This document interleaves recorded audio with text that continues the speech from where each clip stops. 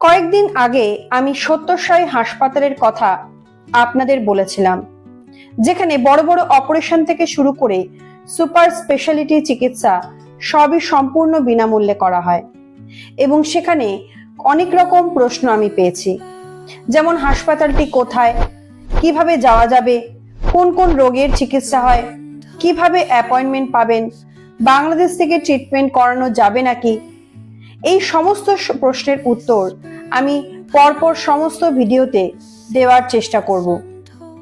আজকে আমি বলবো হাসপাতালটি কোথায়, কিভাবে যাবেন এবং বাংলাদেশের বন্ধুরা এখানে ট্রিটমেন্ট করাতে পারবে নাকি। তাই ভিডিওটি সম্পূর্ণ ভালোভাবে দেখবার অনুরোধ রইল। হাসপাতালটির নাম Shri Sathya Sai institute of higher medical science.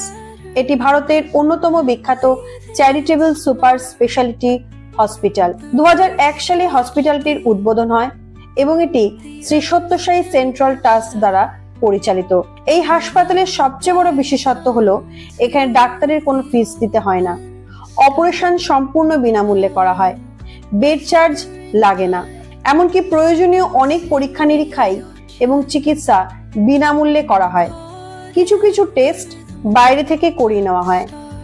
আর্থিকভাবে অসচ্ছল মানুষদের জন্য এটি সত্যি আশীর্বাদের মতন একটি প্রতিষ্ঠান।